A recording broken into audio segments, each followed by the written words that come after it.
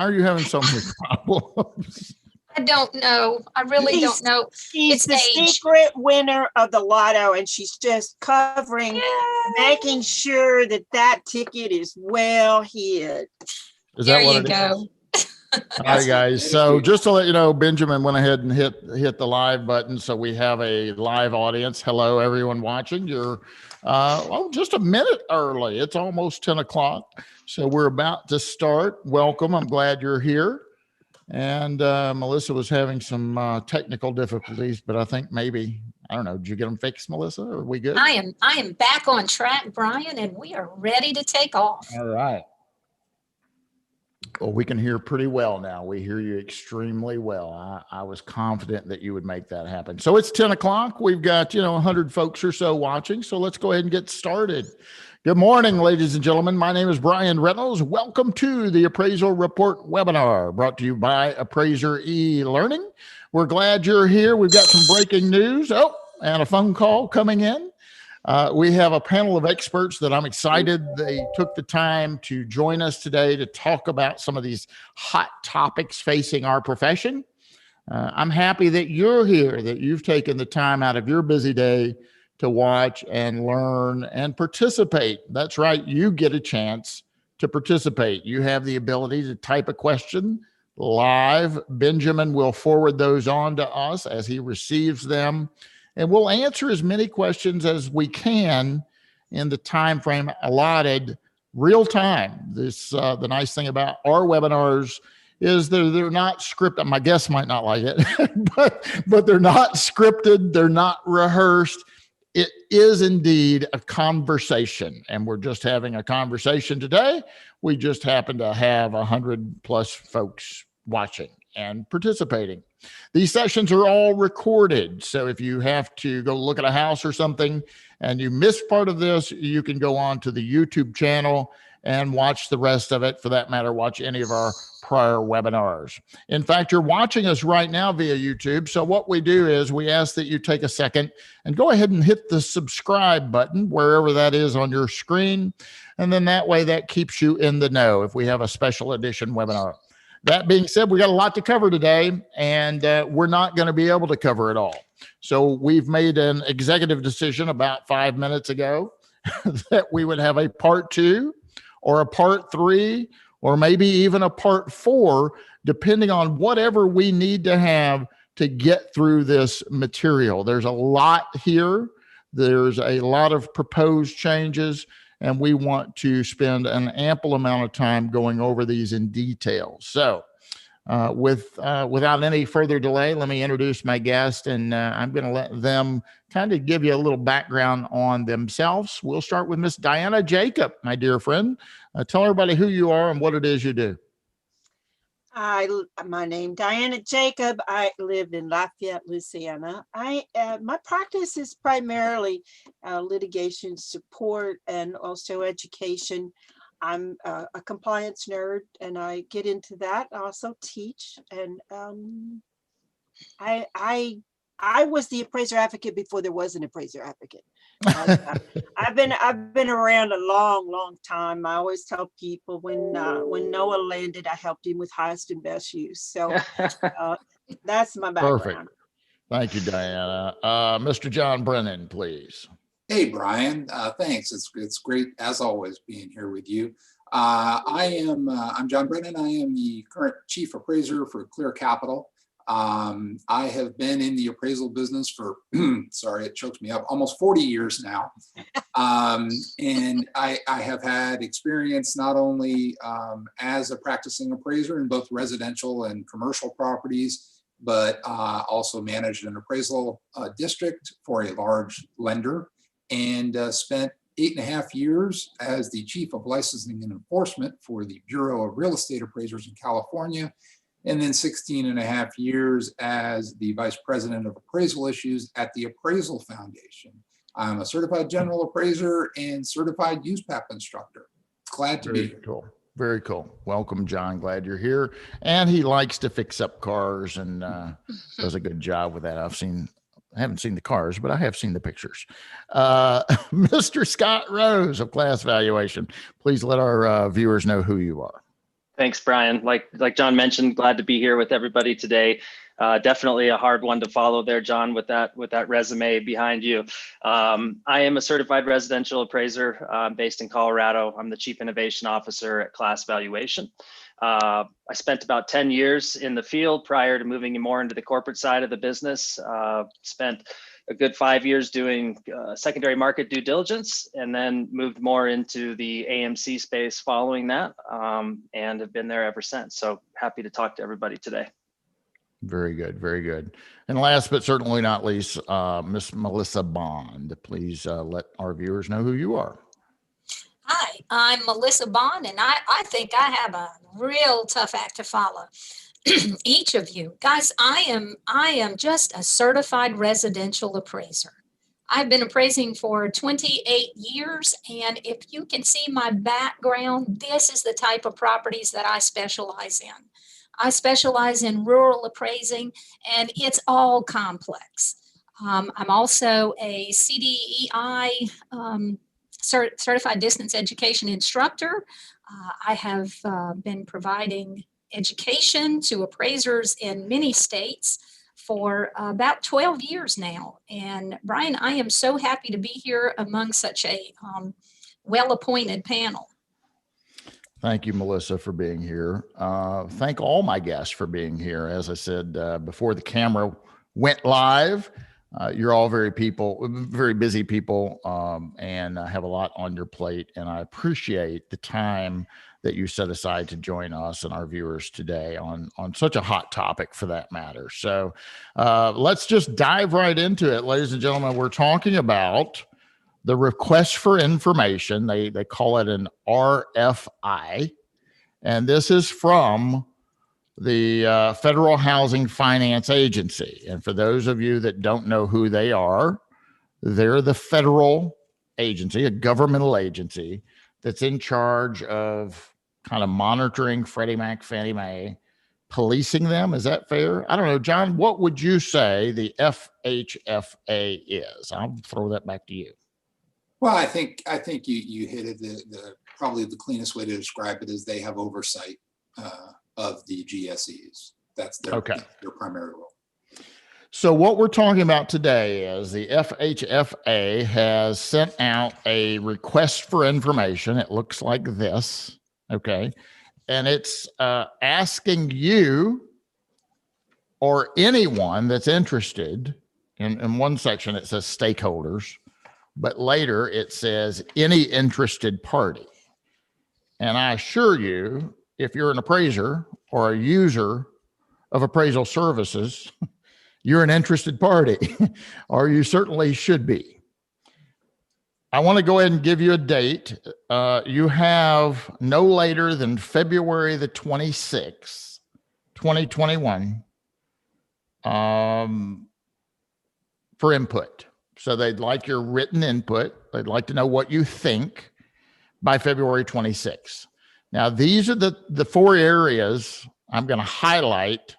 And the reason why we decided to have an additional broadcast on this topic, there just is no way we're going to get through all of this in an hour, especially if you ask questions, and we want you to ask questions. We want you to participate, right? But I want to go ahead and let you know what these four major areas are, and we'll just start right down the list, the order that they have them in, and we'll start talking today about the first one. If we get through it, we'll move to the second one. If we don't get through it, which we probably won't, we will announce another broadcast. And Ben, did you say February 4th is what you were thinking? Yep, next Thursday. Okay, so I think, ladies and gentlemen, what we'll do is go ahead and earmark February the 4th. If my panelists today can participate, great. If they can't, that's okay too. I know their time is precious, but let's talk about the major four areas, okay? So number one, which we're going to start with today, is appraisal modernization. So we'll dive into that in just a minute, what that means and what they're asking for, what their enterprise proposals are, the benefits, the risks associated with that. The next major topic is updating the uniform appraisal data set and redesigning the appraisal forms. Now, that's been talked about for a long time, And the most recently revised forms that you as a working appraiser use every day was revised in 2005. That's a long time ago. So they probably need to be redesigned, right? So the next topic is automated valuation models, or AVMs, and appraisal waivers. And then finally, the fourth topic on this request for information is valuation differences by borrower and neighborhood race. So we want to allow plenty of time for each one of these topics. Let's just dive into the first topic today, and we'll see how far we get. Again, I want to remind the viewers, you have the opportunity to ask questions. You can do that in your chat function. And let me let you know now, we can't, my panelists and I cannot see whatever you're typing right now.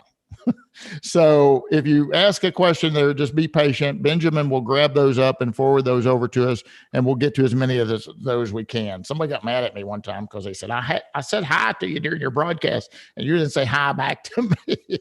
I said, I never saw it. I'm sorry. All right, so let's talk about appraisal modernization. I'm going to read some of this, but I'm not going to yet. We'll start with Mr. Scott Rose. What does appraisal modernization mean to you, or to class valuation for that matter? Well, I mean, I think it means something to both, right? Obviously, as appraisers, we have individual perspectives that we take to play in our day-to-day. But to me and to class, I think it really means the opportunity to look at our profession and leverage advanced technologies and tools that we have available to us to help continue to make our profession viable and advance with those technologies that are available to bring more to our end users and improve process, but also look and ensure if we're doing that we're doing it responsibly. And I think that's the key part from our perspective, is that I know there's a lot of fear from appraisers about change, and that's understandable. I know that there's some solutions out there that may make them uncomfortable, and I think it's important for them to know, even after this, the power still lies with them in terms of what they feel they can use to drive credible results. And I believe that we should use advanced technologies to support these process changes to make sure we do it in a credible fashion. So that's really what it means to me, and I think the way class looks at it. Okay, I don't think you'll get much pushback on using technology. We as appraisers that have been around for a minute or two, we used to type these things on a typewriter, and then we celebrated when the what was it called, the dot matrix printers came out, where you had to line up the little holes to get them to feed just right. So to modernize in the form of technology, whether I'm using an iPad or something out in the field to collect the data, we promote that.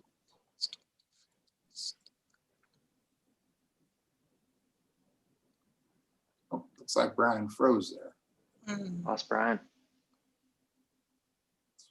Well, while we're waiting, any kind of technology, maybe yours, or for that matter, clear cap. You had frozen, Bryan. Did I freeze?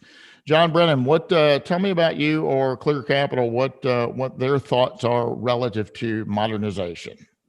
Well, thanks, Bryan. And this is a topic that is near and dear to my heart, that I'm very passionate about, and building on exactly what Scott said, and also taking what you said. I was actually I hate to admit it, I started appraising by filling them out in pencil, and we had a secretary that would type. And you're really old. I know I am. You don't look it, at least, John. You don't. Oh, thank you. Your check's in the mail, Scott. So and I will challenge just a little bit what you said about accepting technology, because I was there when we started with the old computers that had 2 floppy drives, didn't even have a hard drive, and you had to buy appraisal software. Well, there were a lot of appraisers that resisted that. They did resist that. So here's my big picture thing. When we talk about appraisal modernization, there are a lot of appraisers that immediately get their guard up and feel bad about this. They aren't happy, they aren't looking forward to it. And what's the reason? Just as Scott said, it's change. But keep in mind, you have to change. You have to change to thrive. You have to be open to new ways of doing things. I mean, for example, we talk about, and we'll get more into this in detail. I don't want to dominate this portion of the discussion, but think about it. You can now, with your smartphone, have a video visit with your doctor. Your doctor. Tell me what's more important to you than your health. But you can discuss, and your doctor can talk to you and interact with you on your smartphone. But as an appraiser, I have to go out and see that house. I just challenge you to think about that. The technologies that Scott alluded to, with 3D scans, with automated GLA calculations, with sketches of quality that are so much better than what we typically see in appraisals. There is a world there that appraisers, instead of being fearful of, should embrace, because there are things happening out there. The loan volume and the capacity of appraisers, you've seen waivers, you've seen different things that are being done. Appraisers need to be relevant, and that's where I'm coming from. Not to say that the appraisers are being pushed out, but the need to remain relevant, because I believe in our profession. Okay, so let me just read a couple of things, and then I want to get Melissa and Diana's take on this. This is right from the document, right? The one I keep referring to. On page 7, it says request for input. Appraisal modernization means exploring the respective risks and benefits of the entire range of property valuation alternatives. Components of that exploration include seeking opportunities to improve the tools available to appraisers, as well as the appraisal process. And it goes on and on. I'm just paraphrasing here. Here is one of the enterprise's proposals. And I think this is where we get some heartburn, guys. One possible alternative proposed by both enterprises is appraisal bifurcation, also known as hybrid appraisals. And I want to pause there because that doesn't mean the same to me. Okay. And I had, a viewer say, I quit listening to the host because he lost credibility when he said he does bifurcation. Stay with me. John Brennan's a certified appraiser, so am I, so is Melissa. If the three of us work on a project together and John does the cost approach and Melissa does the sales comparison approach and I do the income approach and we put it all together, we agree, we all three might sign it. Guess what? That's a bifurcated appraisal. It's just a matter of separating some of the functions. If you're an appraiser and you have an assistant, you've done a bifurcated appraisal. If you're an appraiser and you have a spouse or significant other that does part of the process for you, you're doing a bifurcated appraisal. So let's not let's not throw sticks and stones over that comment. I think the hybrid is where a lot of appraisers have, maybe even me, I'm on the fence a little bit, have a little heartburn. So let me finish this though. They're saying also known as hybrid, where one entity inspects the subject property, collects the key data points, and reports to the lender for submission to the enterprise's automated underwriting system. Here are their benefits that they're saying. While addressing some of the pain points, such as appraiser shortages, well, maybe there's a different way to address that pain point. In rural and high volume areas and assisting trainees for new appraisals, these opportunities would increase coverage for rural markets. It goes on and on and on. The risk, however, they say, it is important to note that the use of a third-party inspection performed by non-appraisers could add a level of complexity and risk because of a uniform regulatory framework does not exist at both the state or federal level that would hold the non-appraiser accountable for their work. They're also concerned about inaccurate information. The FHFA is seeking your input. So viewers, provide that input. They want your input. Diana, the appraisers that you consult with, what is the pulse of the appraisal community on hybrid appraisals? I will tell you that I think all of this is excellent if we could embrace it, but I'll tell you the main wall that is keeping appraisers from going to it, other than just that nobody likes change, is the scrutiny. We still have complaints that get sent to the state enforcement agencies because sellers didn't get what they wanted for their pending price. And now all of a sudden, everything is all the appraiser's fault, and they're having to go through ridiculous amounts of proof that the reason they didn't use that recommended comp was because it wasn't comparable to them. So they're afraid of the scrutiny. When you start dividing tasks, which I think is an excellent idea. I've always been a fan of bifurcation. I think it's an excellent idea. When you start dividing the task, and then you bring it back and you say, all right, here, I've brought you the wheat, I've brought you the yeast, I've brought you the salt, let's make some bread. You know, then you start, the appraiser says, okay, well, what about this? What about that? And they have all of that, and they put it together, and then they are the ones that sign it. You know, where's the accountability? And I think if we could find a way to take and share some of this responsibility, I'm going to tell you, I think rule appraisal, and I believe Melissa will back me up on this, I think rule appraisal is one of the more difficult, complex assignments you have. One, because of the lack of availability of data. Two, because of what, I mean, like I'm thinking right now, there's a town here in Louisiana called Eunice. You know, big data banks want to gather all this big data and say, well, this is what it is. There's 3 parishes in this one town.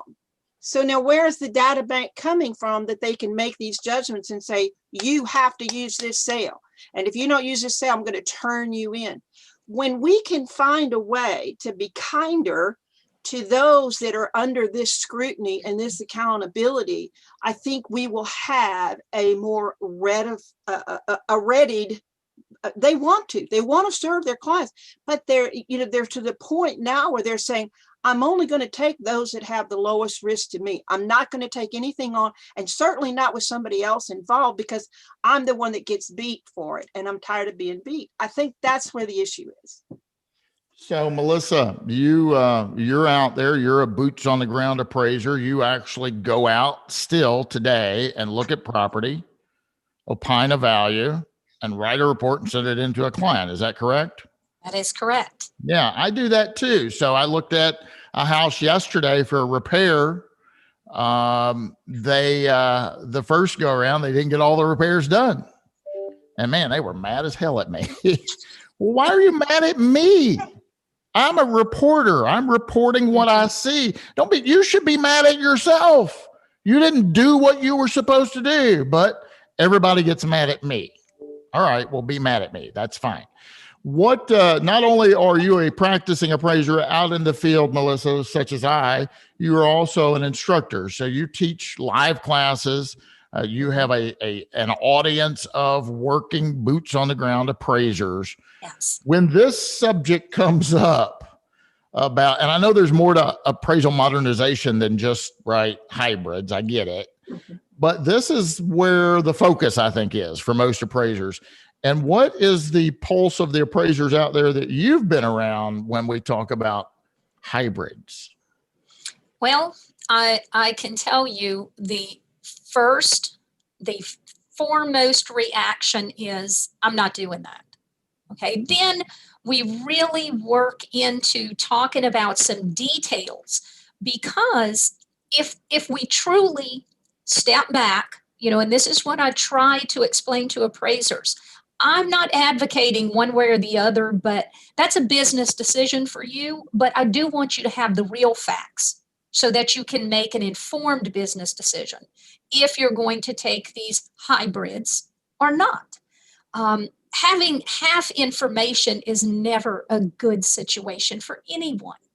Now, when I introduce this to appraisers, as I said at the beginning of class, it is always, a little bit of that happening.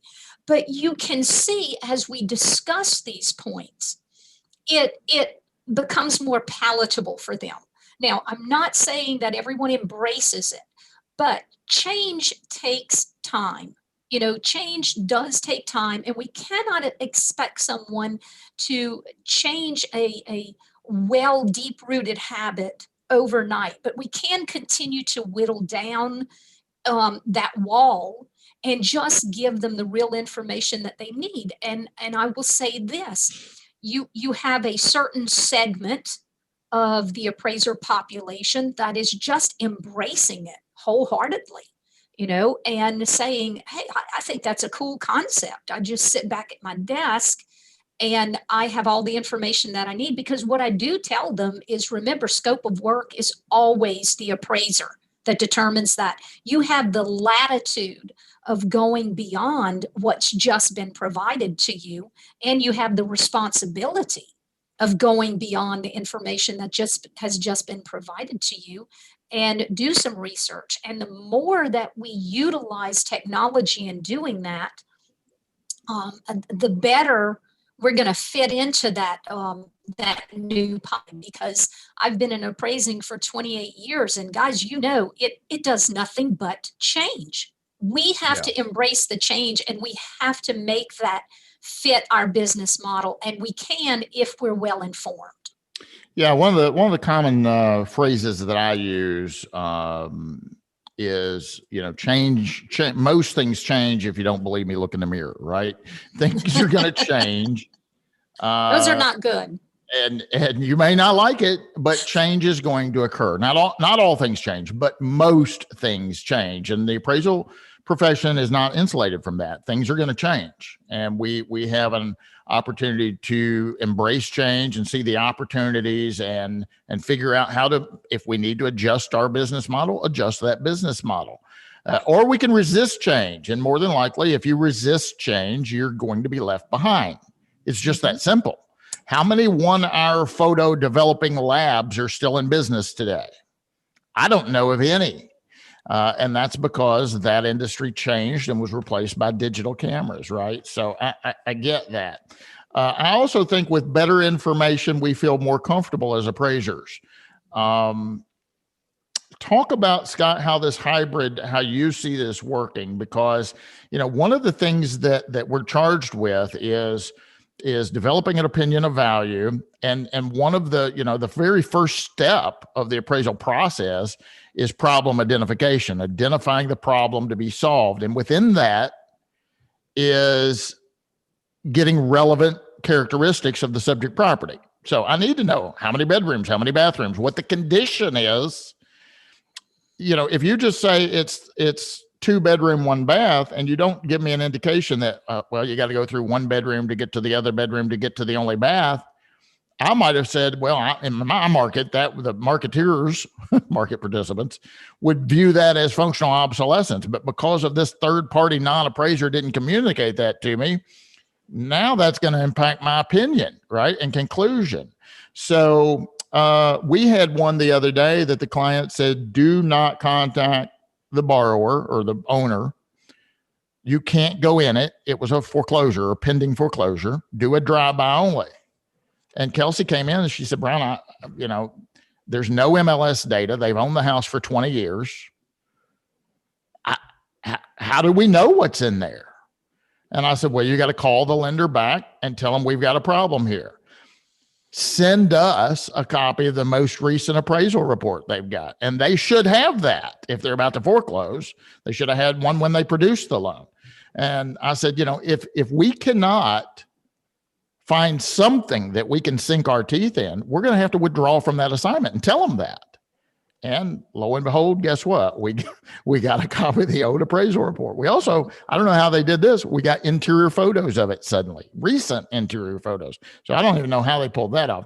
But to kind of explain to the viewers how that process works, and who do you think will be doing the inspections if it's not an appraiser? Sure. No, I appreciate that. And I've heard so many great points so far already from the panelists, and I can probably touch on a couple of those in my response to you. So first of all, I think what's really important is knowledge. Knowledge is key, right? So appraisers need to understand what technologies are available out there to drive and support these processes, these new ways of doing things. And I've even gotten into the habit internally where I don't like to call it a hybrid appraisal. I believe what we're really generating is a digital appraisal. It's much more comprehensive. And I think for appraisers, look, understandable that sometimes they don't feel like they have enough information about the property. We've seen all these different test and learns taking place out in the market, trying to try different labor forces to teach them how to do various functions of the process. So within what I really want to do, and I'm not want to talk about class too much specifically here, but the technologies that are available to support this process are the same technologies that are used to drive self-propelled vehicles. These are the technologies that exist out there today. And you can be provided with detailed floor plans with interior wall dimensions that display functional utility very clearly, that are machine generated and can't be manipulated. I think that's also really important, that when this is done responsibly, you can be provided authenticated source data about that property that gives you a complete virtual rendition of the home to walk through the whole property virtually, zoom in, zoom out, see every nook and cranny. The technologies can ensure that spaces aren't missed. We can guarantee that there's no space missed because of the spatial context that they can derive with these meshes that are used. That again, these are very sophisticated technologies that we trust to drive vehicles out in the open roads today. And so we should demand that as appraisers, as we move into these new processes that really can make a big impact in rural markets and really busy markets right now, where when we hit these boom cycles, we have such a demand on appraisers, and appraisers can leverage these tools to build economies of scale in their own business and earn more and do better. And they should demand that as well. So, get to know and understand these technologies that exist out there, and you get to choose what you decide to utilize. But there's technology that can give you a lot more about that property. And look, we rely on third-party information all day long in our profession. When we're doing market data research and we're assessing comparable selection, we're doing that based off what's available on the MLS, which to some degree, that's slightly fundamentally flawed because MLS is biased, right? It's a marketing platform. Whereas authenticated source data, if you're getting it from the source that's been unmanipulated, and that can be guaranteed and provided to you about the subject property, including more data and information than we've ever seen and could gather manually, like the volume of rooms, the measurement of all the fenestration, the year, make, model match of all the major appliances in the home, inventory of the flooring materials, ceiling height, where views are visible spatially from within that property, full transparency for all end users. Not only can we solve process, but we can also improve systematic risk versus degrade it. So my big thing is just pointing out there are tools out there to do this responsibly. And I know that hybrid gets attacked a lot because people don't like change. And also some of the tools maybe that they've been exposed to weren't very viable and they were risky. So understand what's out there. Focus your attention on the solutions that are being provided to you that are credible, and leverage those to advance our profession into the future and improve our perception in the marketplace. Because right now, I think we're struggling a little bit to keep up. So we've got a lot of questions coming in, and we're going to start getting to those after our break. I want to do a quick follow up with Scott though, so I don't lose this train of thought. Two things. If the FHFA is wanting the industry to consider hybrids by non-appraisers doing, I'll call it a PDC, property data collector, okay? Why can't I send one of my staff members to go take the comp photos? I mean, my God, you're going to use a real estate agent or an insurance agent to gather property data collector. Why can't I use someone I trained to at least go take a comp picture? And that's prohibited, but you're going to use a non-appraiser to get essential information to opine a value on the biggest investment of somebody's life, right? A house. Also, why in the world won't the industry, the lenders, let me use my trainee? If I've trained someone and they have met my requirements, I feel they're competent, I'm going to take responsibility when I sign for them. They feel confident and competent to go do not a 12,000 square foot house, but a 1,200 square foot home. I've met the real property appraisal criteria required by the Appraisal Qualification Board. I met the state's requirements. They've went out on the first 50 assignments. USPEP allows it. The states allow it. Governmental agencies allow it, Fannie Mae and Freddie Mac allow it, but a dang lender won't allow it. Right. But then the lender is pushing to use non-appraisers for PDC. Explain that rationale to me, Scott. So let me do my best on that one. First of all, I think on the comparables and taking photos, you know, from having someone else go out to take those images or leveraging photos that are available on the MLS. I think as we modernize into, if you look at the scope of work that's provided in the new forms that are now readily available in the forms where the 1004H or the 70H, you know, read the scope of work, and it has been adjusted to support just that. And so I think we're heading in that direction. I think we are still putting the burden on the appraiser to make those decisions and ensure that the scope of work is appropriate. As it relates to trainees, I'm fully supportive of that. And I actually believe these technologies are a great way to bring more trainees in and allow, you know, appraisers in their own working environments to scale their business. And we need new entrants in our profession. We need some fresh blood. We all know that. And so I 100% agree that this can be used. And I think it's mostly through dialogue. And I think through these processes, when we show how these technologies can support that, I think there are lenders out there today that would allow trainees to participate in the process. And we're, for one, definitely looking to focus on that and work closely with our lender clients to help them understand how it can be done responsibly and get them comfortable with that concept. So not just the pure hybrid, you know, idea of a non-appraiser out in the field, but also appraisers using this technology in their own practices to bring scale to our business and bring fresh blood into the industry. Right. So I really think we are going in that direction, Brian. Great. And John, I'm about to come after you now. Ready? Right after this break. So viewers, you're watching the Appraisal Report webinar brought to you by the fine folks of Appraiser eLearning. Thank you very much for being here. If you would like to be on the program, or you know someone that you think would be a great guest, please reach out to Ben Maxwell. Ben, can you give an email? How can I get you? Yes, I'll put it in the chat. All right. Thank you, sir. Reach out to Ben Maxwell. Tell him you'd like to be on the program. We'll make it happen. We love, you know, Melissa started her introduction as I'm just an appraiser. No, you're not just an appraiser. By gosh, you're an appraiser, right? And so we love appraisers, and we'd love to have some boots on the ground appraisers so that they can voice their concerns or something they're passionate about. These sessions are all being recorded. So if you missed part of it, you can go over to YouTube and take a look where you left off, as well as any of our prior broadcasts. And while you're thinking about that right now, go ahead and hit the subscribe button. That keeps you in the know. Like I told you, we were probably going to have some additional special edition webinars on this topic because we're already past the halfway mark today, and we're on item number 1 of this request for information. So go ahead and hit subscribe. That way it'll put you in the know. We have tons of questions coming in, and we're about to get to those. But before I open up these questions, let me bring John Brenan into this conversation where Scott and I left off. You know, Scott said that they were open to that. They think maybe lenders are starting to become open to that again. I think the housing crisis was the big brick wall that stopped trainees from going out a lot. I genuinely believe that. I've talked to a lot of lenders, and they said they adjusted their policy. So Scott's open to it. I assume maybe your organization's open to it. Let me know otherwise. But how do we make that happen? How do we, because, you know, you're talking about we need new people in the profession. Okay. If you guys told me that once they're trained, and once I feel comfortable and they feel comfortable, I'm not talking about a sweatshop. I teach ethics, for crying out loud. But I would like to be able to build my business. So if bringing on additional trainees provides value to me and helps them too, let's do it. I'll bring the maximum number on tomorrow.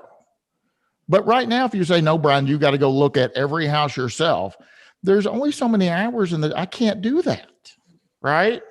So, John, how do we fix this? How do we shake the lenders up and say, let's let appraisers use trainees, and once they're adequately trained, they can go out and do the property data collection? How do we do that? Well, I think first of all, you know, I echo the comments that Scott made. We are 100% pro-supportive of allowing trainees and encouraging trainees to be used by our lender clients. And I think that the short answer is it, and I do see, by the way, a little bit of chipping away at that. I think that we have been seeing some of our large bank clients really moving in that direction. It's, you know, it's not necessarily at a rapid pace, and there are, you know, it's one step in front of the other. But I think the understanding that we keep, that I think has been something the industry has pushed for many years now, is you still have a certified appraiser taking full responsibility for that report, and you still have somebody to go to.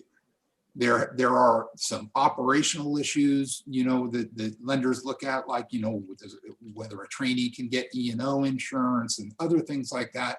But I think the point is that we need, as has been said, fresh blood in this industry to continue, because this is all about this industry thriving, not about throttling it. We want to make the appraisal profession, keep the appraisal profession moving forward. And so one of the big things that I think that has come out, and Bryan, you and I have talked about this before, but the recently adopted PREA concept by the Appraiser Qualifications Board. You know, Bryan, kudos to you for saying you would take on as many trainees as you could tomorrow. Unfortunately, that's not a commonly held position across the country. So what we're talking about is scale, right?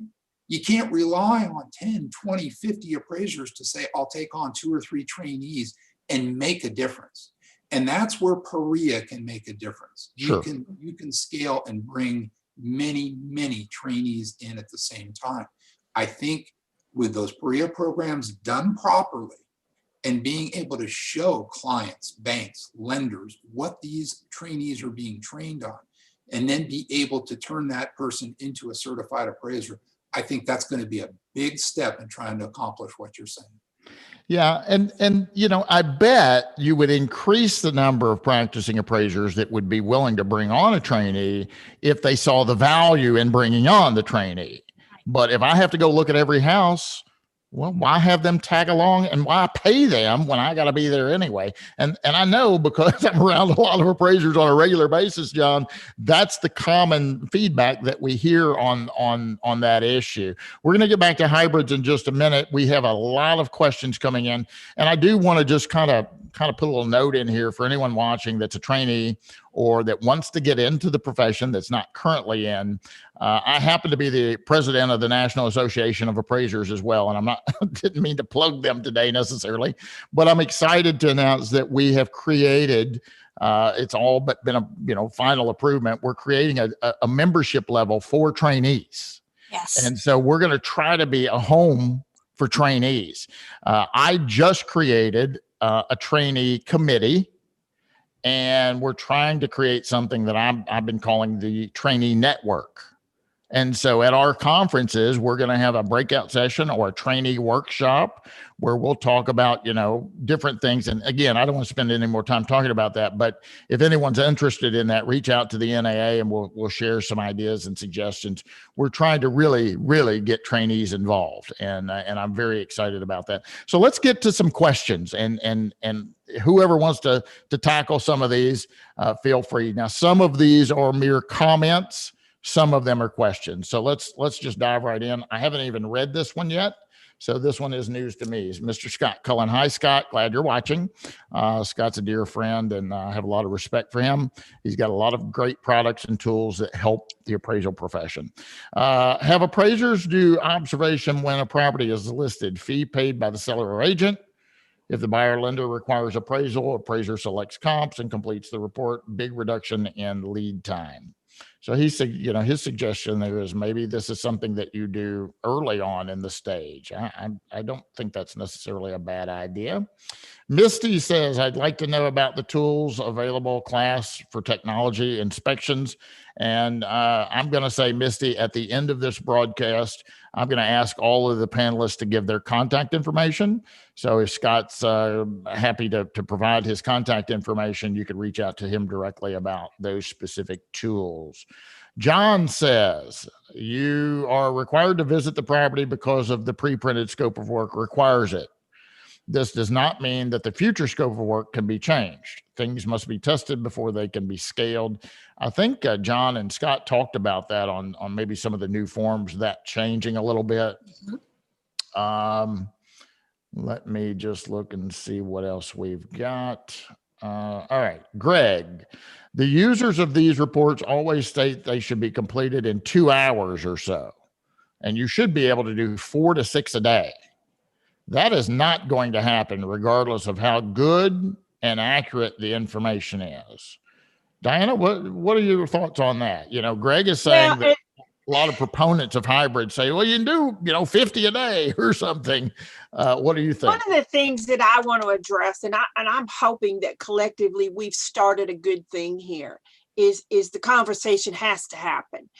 You have great technologies. They should be shared. The information on how to get to them should be shared. The information that everybody else has should be shared. The second thing, we have great flexibilities now. We've seen it. COVID was a bad, horrible thing that has produced flexibilities. Wonderful. Finally, appraiser said, yeah, I'll do it. And bam, lenders say, no, I want you, the signing appraiser, to go out and see the property. I want you, the signing appraiser, to see.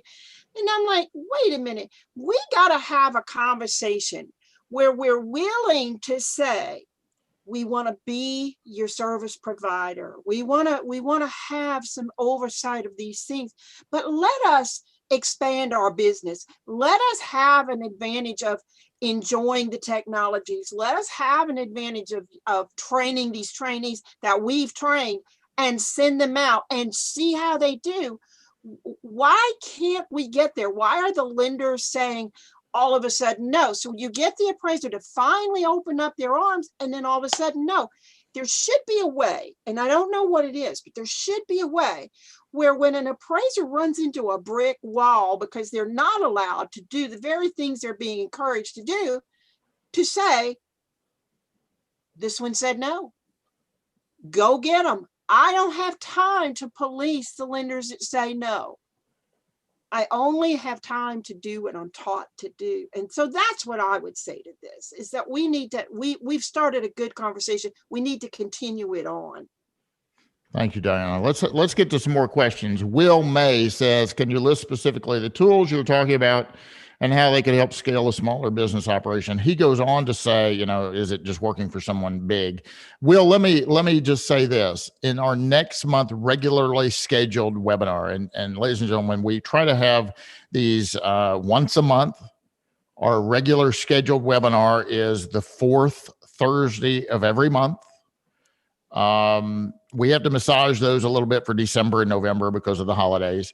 But I have someone lined up, Will, that you might be interested in at the end of February, whatever the fourth Thursday is. He is a business owner. He has 5 trainees, I believe he said. He has appraisers that he had started as a trainee with him that are now certified. And I swear, I could be wrong, but I doubt it. I think he said one of them's been with him 20 years. So this is a gentleman that has found a way to scale an appraisal practice. He's up in Illinois.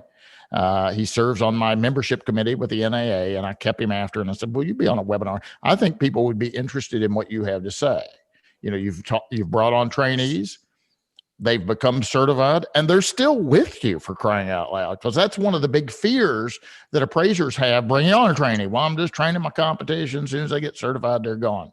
So, Will, if you come back and participate in our end of February regularly scheduled webinar, you'll see Pat is his name. You'll see Pat and maybe even one of his trainees on the broadcast, and we'll talk about taking on trainees, the benefits, the risk, and how to scale your appraisal practice. So great question. Hopefully you'll come back and join us in February. Mark Scap. Hey, Mark. To me, this is just putting more and more Band-Aids on an open wound. Instead of actually figuring out how to make the current processes better, they want to create new ones.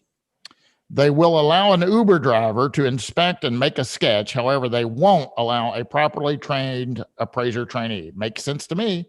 So I don't know if they'll allow just an Uber driver. I'm not sure of the requirements that you guys allow, but I get Mark's point. Melissa, is that where you think, I mean, I know Mark, he is a practicing appraiser. Melissa, as you and I go out and, measure houses, Mark does that on a regular basis too. And I think he's got a valid point here to a degree. Is that why appraisers are having heartburn about this? What are your thoughts? Well, Brian, I can tell you the answer is yes, yes, and yes for a third time. And the reason I say that, and thankfully, I do get this opportunity in class and outside of class to truly discuss this. And some of the fears are, number one, how were they trained? How was the site visitor, the property inspector, how were they trained? And then the second part of that would be, why is it a secret how they've been trained? There's no eyes that I trust more than my own when I'm doing a site visit. Okay. And I have trained appraisers myself, and I encourage others to train. I actually put trainees and supervisors together. So I am a high proponent of let's replenish folks in our profession. But here's the thing, whenever you have no comfort level of how that property inspector's been trained, it's kept secret, so to speak. And I use that because it's not highly disclosed. I need to know what they know. Do they understand quality ratings and condition ratings the way we as the appraiser have to understand it? You see, if I had my trainee doing that, I know what my trainee knows because I'm the one that taught them. I'm the one that said, you need to listen to this. We need to develop this. You need to get an understanding of this. I'm the one that walked around the house pointing out some deficiencies in, some property conditions. So I know how they've been trained. I can trust my trainee to do that first part when in fact I'm, as the supervisor, comfortable to let them do that.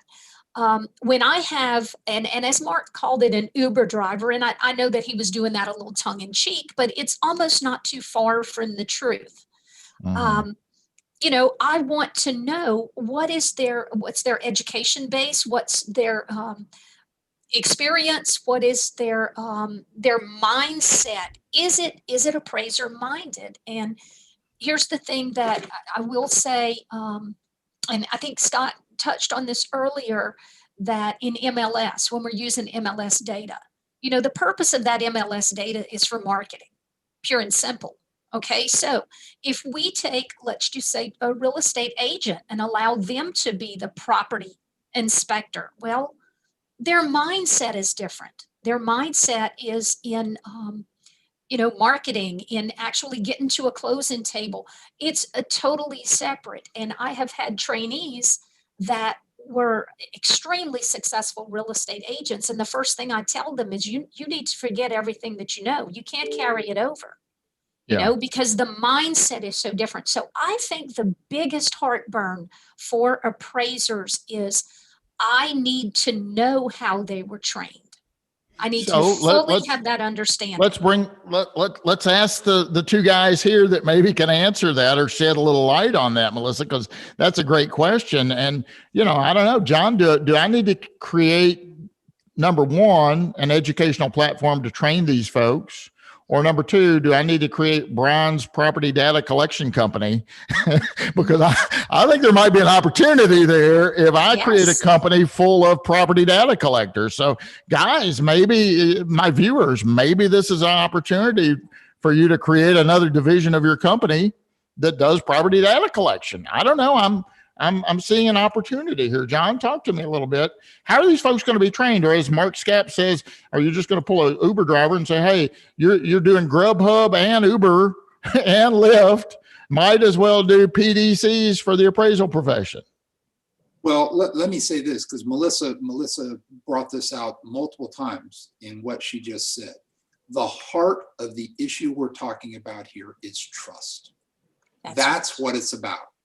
It's about appraisers thinking and believing that that property is not being inspected the way I would inspect it. I'm not getting the same data. So before I talk about the qualifications and the training, let me just say, that's not what you're paid for as an appraiser. That's not what you're special about. You're special about looking at data, making analyses, opinions, and conclusions. It doesn't mean that you don't bring something special to an inspection, but that's not where you make your living.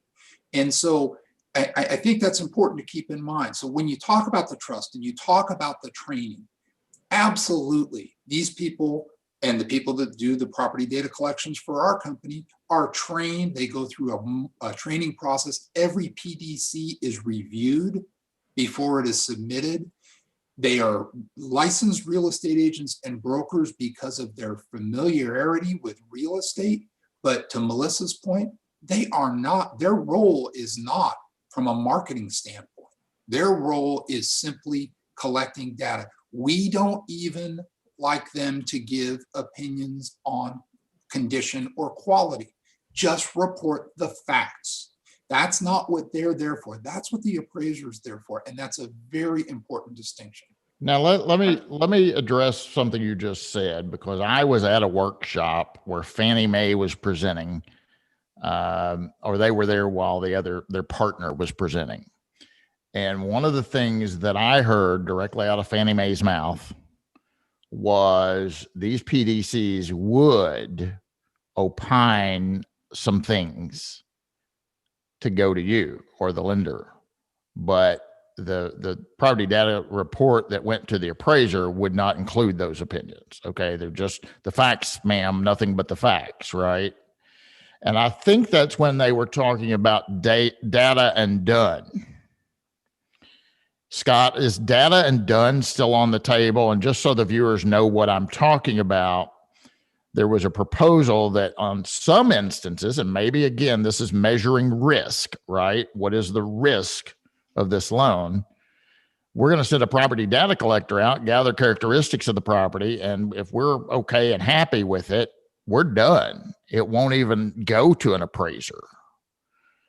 I've been told by somebody at Freddie Mac that was off the table, and then this actually talks about it again. Scott, is that on the table or off the table? Well, I mean, I can't speak for the GSEs, Fannie and Freddie, on what's on the table in the future. I think what everyone is trying to do right now, and from my impression and my perception, is that the folks who are looking at modernizing this profession are thinking about it from a risk perspective. I think a lot of times there's this misperception out in the marketplace that it's just a race to the bottom and let's do it cheap and fast. And I don't think that's where we are. And I think the solutions have worked through these test and learns to get us to where we are now. And I think everyone is taking an approach to change to ensure that risk does not get degraded. And I think that's an important fact to understand. Data and done, I believe it's not happening out in the marketplace right now. I'm not sure what the future holds. If there's certain risk profiles that makes sense for, maybe instead of just pure waivers, right, that they'll go out and collect some information about the property alongside those waivers and certain risk parameter scenarios that make sense, that are sound, right? I think the important point that I want to point out as well, just on the topic of training and information, that's where I think the technology is so important. The appraiser in a digital environment, in a virtual environment, can still make those determinations if they're provided with the right property observation files to view. And that those folks out in the field are not making those assessments around condition and quality, but ensuring that you are, as the appraiser, being provided enough to make those determinations from a digital environment versus from a physical environment. But there are tools that make it seem almost like you are there physically, and there's great levels of detail to get that information. We've been providing webinars for the last 4 months on these solutions, and we've had tremendous positive feedback in terms of the solution that is out there. So I think it's about recognizing what's available. And, Greg brought up the 4 to 6. I think if you use technology, that's not out of the question. There are tools out there so you don't have to key in data into your forms. If you can go select your comps and pick your 6 comps and hit a button and they all port into your form, And then you've got folks like us and others and John that are providing property data information that also seamlessly flows into your form. So you're not rekeying data, and it's giving you all that information, and you're focusing on the analysis, the market analysis, the comp selection, your adjustments, and your final reconciliation of value. You're able to scale your business using these tools. And so that's where I think it comes into play. Now, with that said, 2 to 3 a day is definitely practical, I think, with this solution. And I think the more technology you add to your practice, the more you can scale the number of appraisals you can do and grow your business. Yeah, I think the big argument with that, Scott, is if I hire someone to do those, right, or hire a couple people to do those, and now the fee is significantly less, that's going to be an issue because there's not much meat on the bone. But we can, one of the things that I have, and guys, I'm going to try and hold you over for five or 10 extra minutes. If you got to bop off, I totally understand. I want to at least try and get to some of these other questions. The property data collectors, and I don't know if they're even using that term. That's what I'm using now, but, are they going to be regulated? Do they have to adhere? You say there's going to be training. Who's going to police that? Or do we know that they're competent or they're not biased? One of the comments or questions we had was, if it's a real estate professional, how do we know they're not colluding? There's so many unanswered questions here.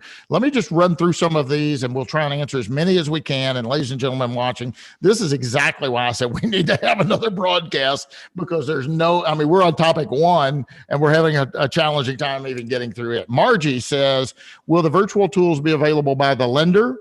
What are the guidelines, trainings for Part A inspection? We kind of talked about that a moment ago. But John, are you guys providing the tools for these property data collectors when they're out in the field to gather this stuff? Absolutely. Okay. And one of the things to even highlight further than that is what happened with COVID, even tools for homeowners to collect information, to keep appraisers from having to have that interaction, and done in a way to where you're getting verifiable, accurate data and photographs of the property. So listen, that information is provided to the appraiser. I want everyone to go back and watch our December webinar. I had not 2019. I had Julie Jones with class, and I had George Dale out in California on that, and we were doing predictions for the future. And this guy right here said, I think sometime in the future, I don't know when, might be 5 years from now, the property owner is going to take interior photos and put some data in, send it, and we'll rely on that. God knows when that'll happen. And it happened. So, if I could keep predicting stuff like that, I'd probably go to Vegas and retire, right? But didn't know it would be COVID. Nikki says, if we're relying on brokers to complete observations, we should be able to rely on appraiser trainees. Yep. I agree, yes. Nikki. That's why we want to shake up the industry and say, let us use our trainees. I'm all for moving forward, but let's have it make sense across the board. And I think that's Mark's comment of trying to fix something by changing something, right? Take the shackles off me and let me bring in my own help and build my own practice up. So Nikki, I'm right there with you. I'd love for you to join the NAA. I'll put you on the trainee committee, and let's get some good things done for our profession. Margie says, how will the appraiser know when bias exists in Part A inspection process? Great question. Diana, do you have any insight on that? I mean, I'm unbiased, but I know. And, I say this all the time when I teach. You're not going to find anybody that's going to admit to you they had an ugly baby. They'll blow the picture up, put it in a big frame, hang it on the wall, and make it the center focal point when you walk in the door, and you go, "Oh my God, didn't they know I was coming? They should have covered this up." and so, I think at some point we, as appraisers, we're looking for facts, and it goes back to what Melissa said, and all of you have said. It's trust, it's training. If I ask somebody, how do you feel in that?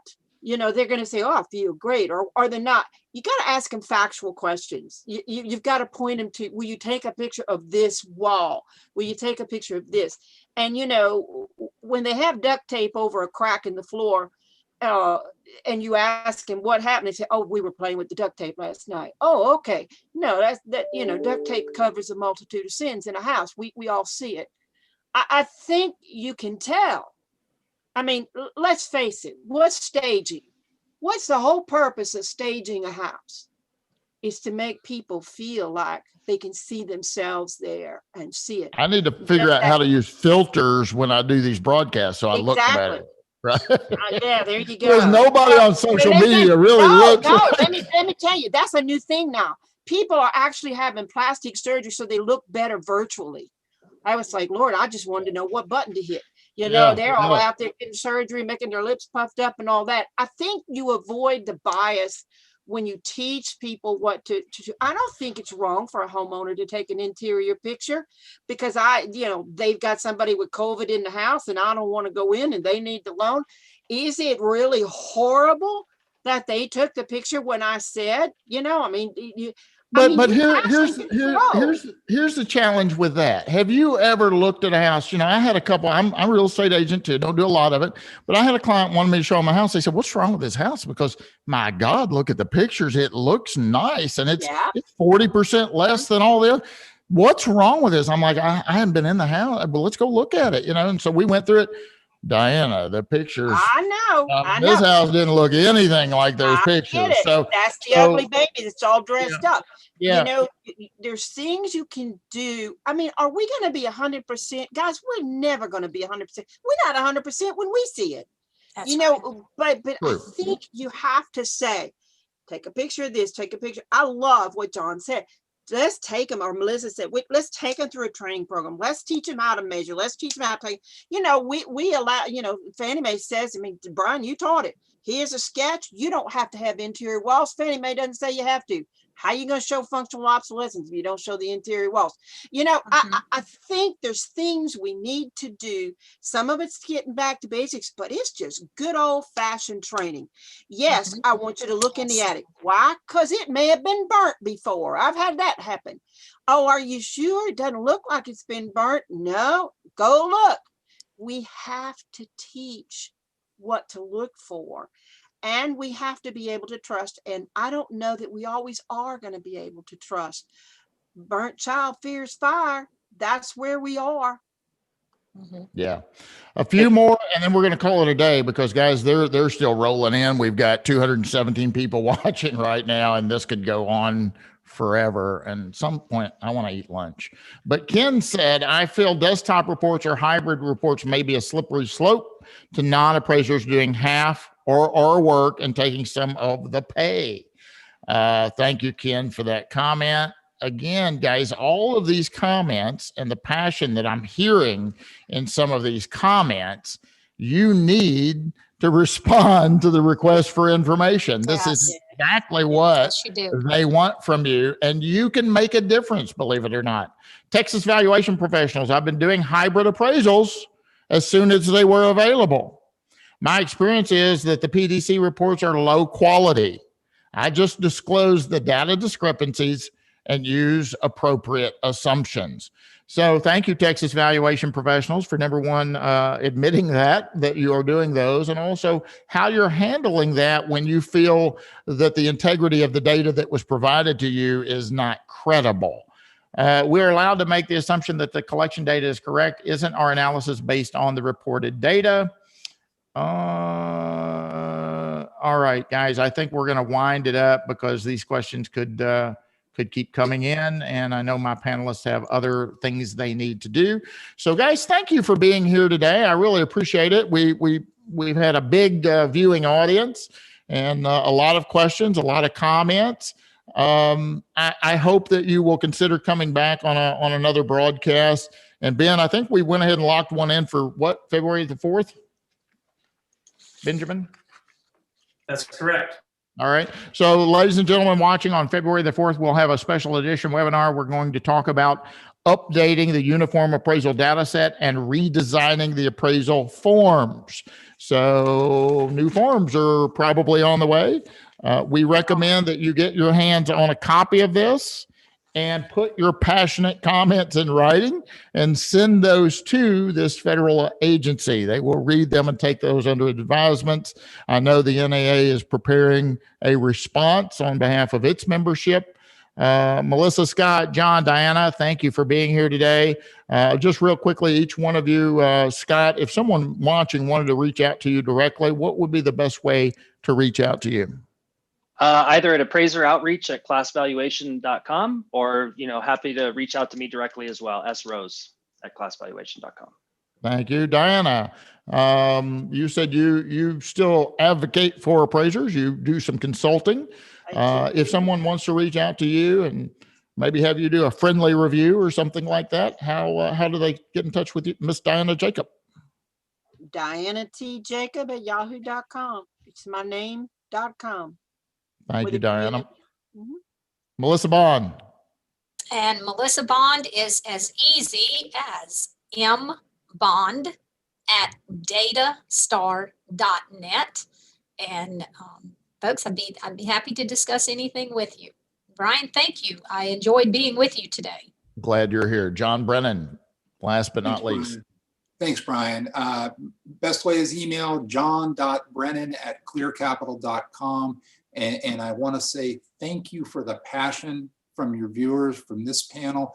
Please keep that passion, even if you don't fully agree. That's what we need for this profession. Send in your comments. And again, Bryan, thank you for the opportunity. Thank you, John, for being here. John's a good sport. I can text him and say, hey, I need you. And normally he's able to spring right into action. And I try and give him a better heads up than that. But sometimes it's a last minute thing.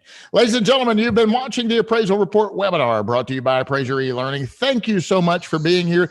Thank you for your participation in this topic. If you would like to see a guest or would like to be featured as a guest, please reach out to Ben Maxwell. His contact information is in your chat thread. Until next time, hopefully you'll join us February 4th, by the way. But until next time, be safe, be very, very safe, and happy appraising. Benjamin? Okay, hang on for 15 seconds so that the delay in the stream gets captured, and then we'll end it.